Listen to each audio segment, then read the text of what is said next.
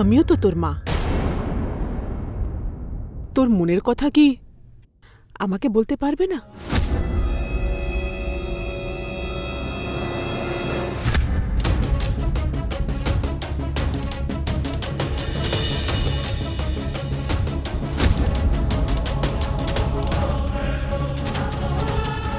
গার্গিমা, তুমি এখানে? তুমিও তো এখানে আছো। আমি আর কোথায় যাব? তোমাদের দুজনকে আমি কোথায় কোথায় না খুঁজেছি, কিন্তু দেখো শেষে তুমি এখানে। আচ্ছা, নাগেশ নাগেশ কোথায়?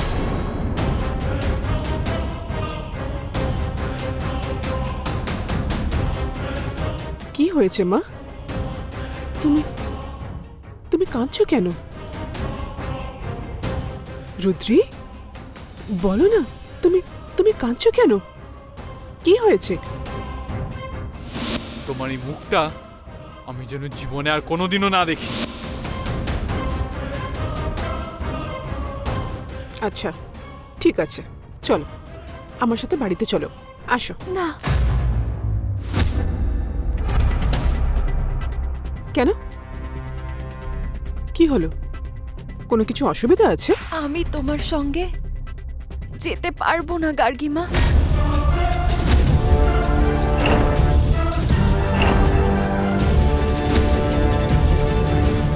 কেন যেতে পারবে না কেন? এখন ওটাও তো তোমার নিজের বাড়ি না? তাহলে যাবে না কেন? কে বারণ করেছে? আমি শহরে বাবুকে কথা দিয়েছি গার্গিমা, কখনোই তাকে আমি আমার মুখ দেখাবো না। আর সারা জীবনের জন্য তার জীবন থেকে চলে যাব। আর বিয়ের মণ্ডপে অগ্নিকে সাক্ষী রেখেছে তোমরা, বললে 7 জন্ম একসাথে থাকবে, সেটার কি হবে? সে কথা ভেবেছ?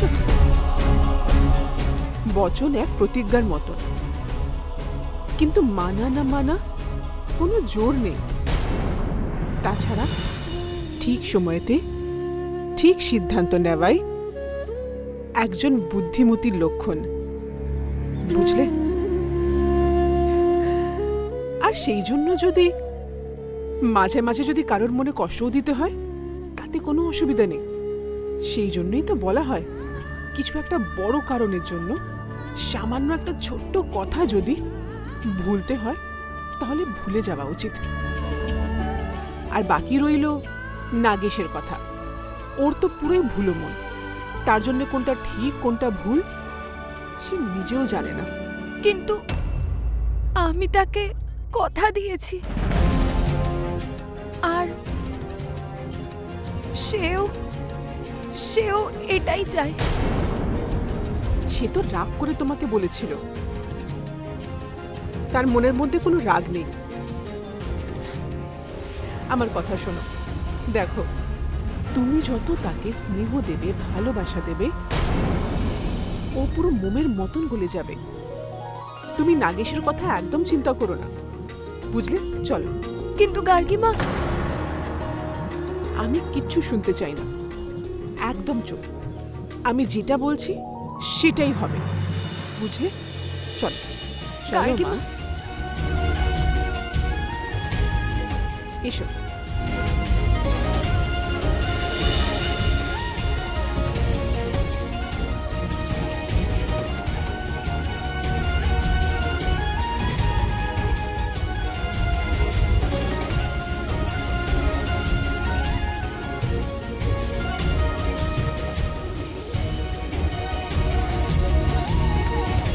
কিভাবে বলবো তোমায় গার্গিমা, তুমি তোমার বৌমাকে নয়, একটা ইচ্ছাধারী নাগিনীকে বাড়িতে নিয়ে যাচ্ছ। মণ্ডপে যে 7 পাকে ঘুরেছিল সে অন্যজন ছিল, আর এখন যে তোমার সাথে যাচ্ছে সে অন্যজন। রঞ্জন দা, চলো যাই। তোমার মানা বা না মানাতে কি যায় আসে নাগেশ? তোমার বিয়ে তো রুদ্রের সাথে হয়েই গেছে। তুমি অগ্নিকে সাক্ষী রেখে ওর সাথে 7 পাক ঘুরেছো, আর এই বিয়ে তো সবাই দেখেছে। গ্রামের লোকেরা আমাকে ছ্যাঁছ্যাঁ করবে, আমার বিষয়ে সবাই কথা বলবে, আমায় নিয়ে নিন্দা করবে, কারণ বিয়ে হয়ে যাওয়ার পরেও একজন পর পুরুষের সাথে একই বাড়িতে রয়েছি। আমার চরিত্রের উপর সবাই আঙুল তুলবে।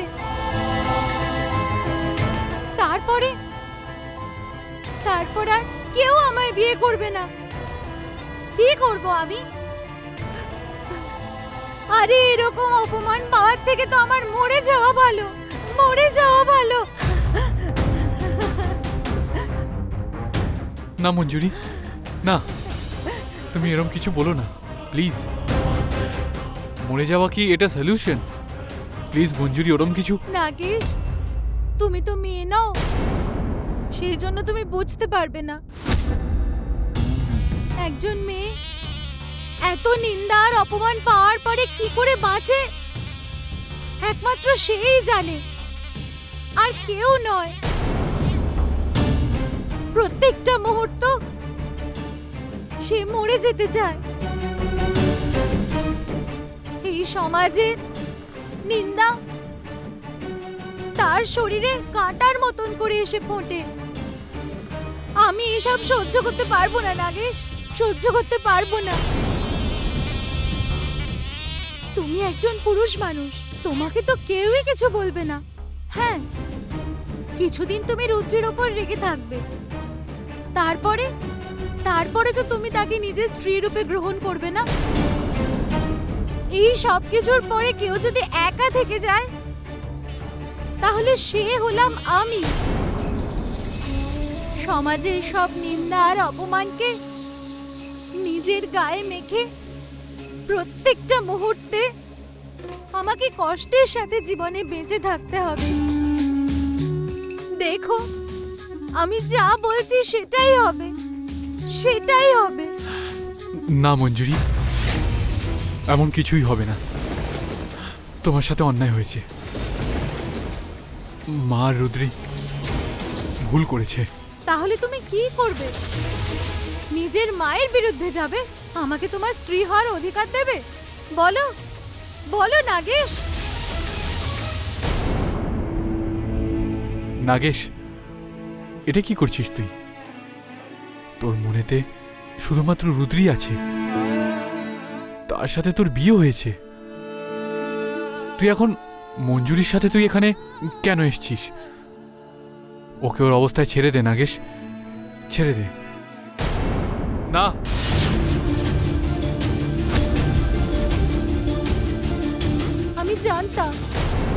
আমি জানতাম তুমি এরকম করতে পারবে না। যাও, তুমি রুদ্রের কাছে চলে যাও, তোমার নতুন বউয়ের কাছে তুমি চলে যাও। আমাকে আমার অবস্থায় ছেড়ে দাও, যাও তুমি।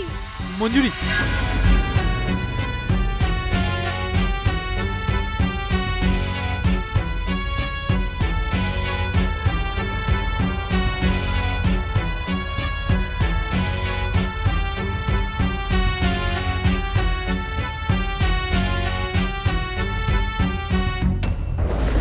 নাগেশ, এই মেয়ের সম্মান এখন তোর হাতে।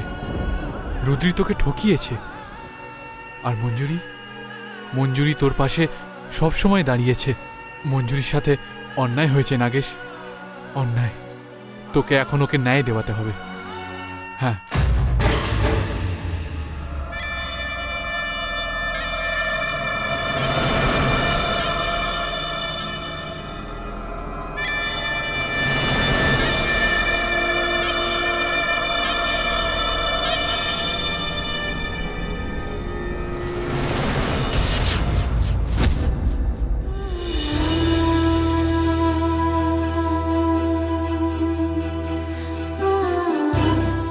আমার কাছে চলে আসো শৌরি বাবু, আমার কাছে চলে এসো।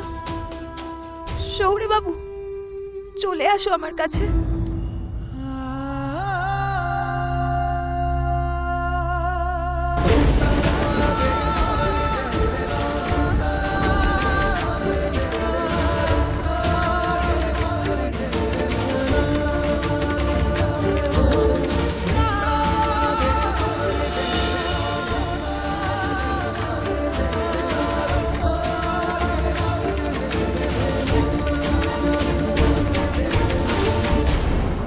নাগেশ আজ পর্যন্ত কোনো অন্যায়কে সমর্থন করেনি, আর আজকেও করবে না। আমাকে আমার মায়ের এগেনস্টে যেতে হলেও বা আমার জীবনের সব থেকে মূল্যবান জিনিসকে ত্যাগ করতে হলেও আমি করব। আমি কিন্তু ন্যায়ের পক্ষেই থাকব। তোমাকে তোমার অধিকার দেব। আমি তোমাকে তোমার অধিকার দেব। তাহলে তাহলে তুমি আমায় বিয়ে করবে? তুমি আমায় অধিকার দেবে? বলো নাগেশ।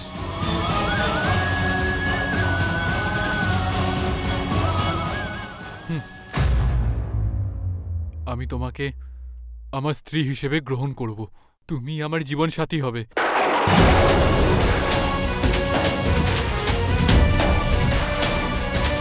কিন্তু আমি শুধু এটুকুনিতে মানবো না, তোমাকে আমায় কথা দিতে হবে। কথা দাও।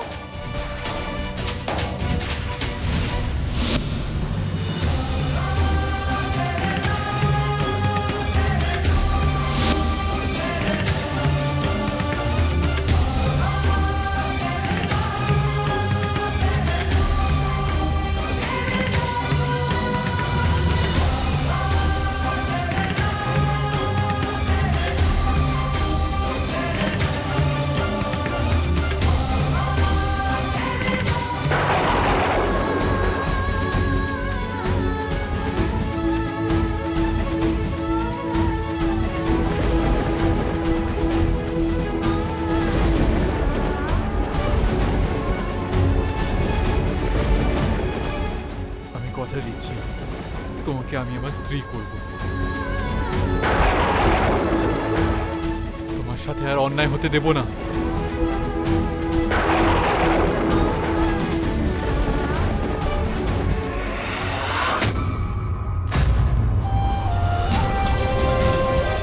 I love you, Nagesh. I love you so much.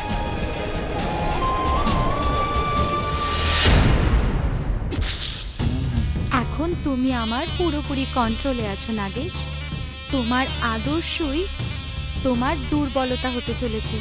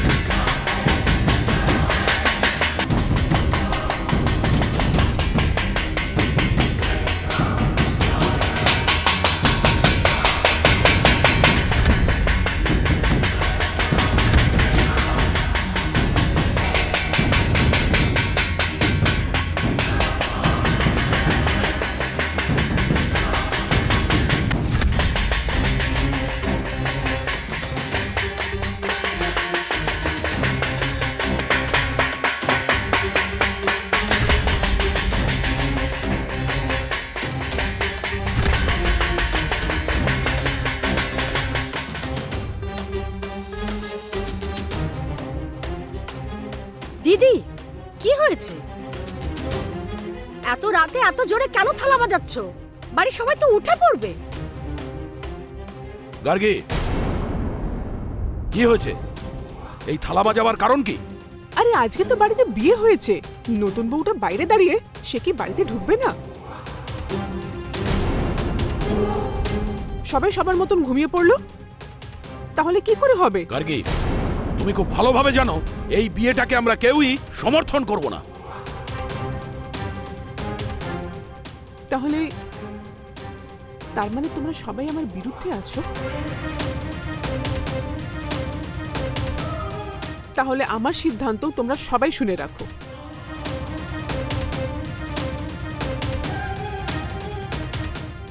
যদি এই বাড়িতে রুদ্রের গৃহপ্রবেশ না হয়, তাহলে আমিও এই বাড়িতে থাকবো না।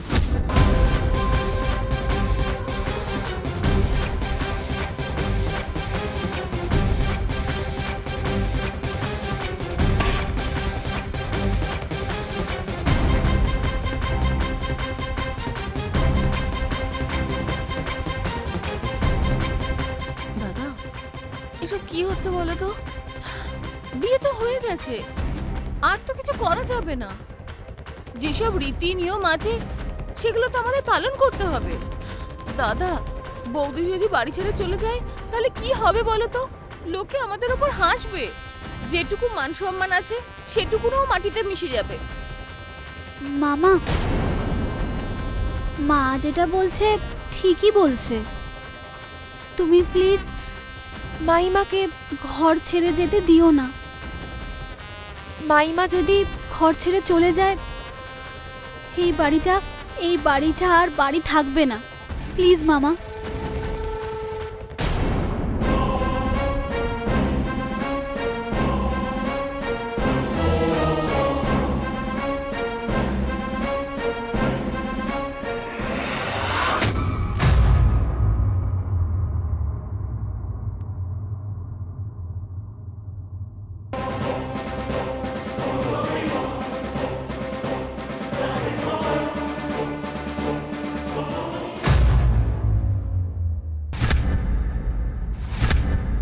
সুলগ্না, তুই একটু ভেবে দেখ, যেটা করছিস ঠিক না ভুল। সন্তানের মায়ায় পড়ে তুই ভুল কিছু করিস না। সেই উঁচু পাহাড়ের ওপরে যে সাপেদের গ্রাম রয়েছে, সেটা একটা মায়াবী গ্রাম। তোর জীবনও চলে যেতে পারে, আর তুই তোর জীবন বাঁচানোর জন্য কিছুই করতে পারবি না। তুই একজন সাধারণ মেয়ে, সাধারণ নারী হতে পারে, কিন্তু আমি একজন মা। আর একজন মায়ের ভেতরে নবদুর্গার শক্তি থাকে। তুই একদম চিন্তা করিস না কিঞ্জল, তুই শুধু ওই উঁচু পাহাড়ে যাওয়ার রাস্তাটা আমাকে একটু বলে দে। ঠিক আছে, শোন।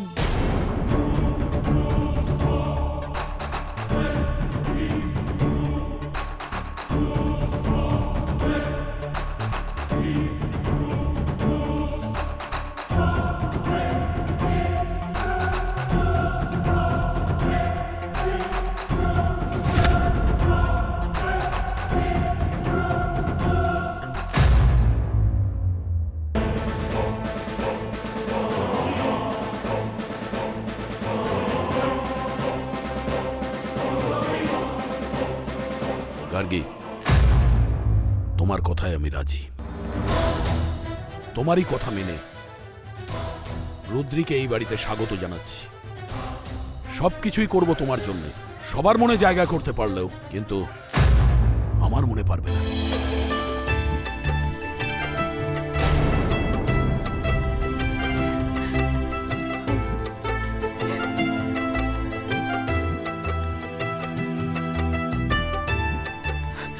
অলকা, তুমি একটা কাজ করো, তুমি তাড়াতাড়ি গিয়ে বরণডালাটা তৈরি করো। হ্যাঁ, আরে তুমি দাঁড়িয়ে আছো কেন? আরে ওর দিকে তাকিয়ে আছো কেন? ও কি করবে? যাও, তাড়াতাড়ি যাও। রাখি, বৌমার গৃহপ্রবেশ করানোর আছে না, তুমি যাও। তাড়াতাড়ি আলতা নিয়ে এসো। হ্যাঁ, যাও যাও যাও তাড়াতাড়ি। কুহু, একটা ঘটিতে চাল ভর্তি করে নিয়ে আয়। যা তাড়াতাড়ি যা। আর আমি কি করব? ও, দেয়ালে তার হাতে চিহ্ন নেওয়ার আছে, তাহলে চন্দন আর হলুদ গুলতে হবে। হ্যাঁ, আমি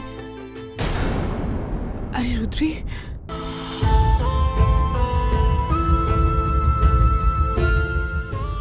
আয় মা, ভেতরে যাব। এসো এসো মা, এসো। শোনো, তুমি তুমি এখানেই দাঁড়াও, আমি এক্ষুনি গিয়ে ঠাকুর ঘর থেকে হলুদ আর চন্দন নিয়ে আসছি। হ্যাঁ, তুমি এখানেই দাঁড়াও।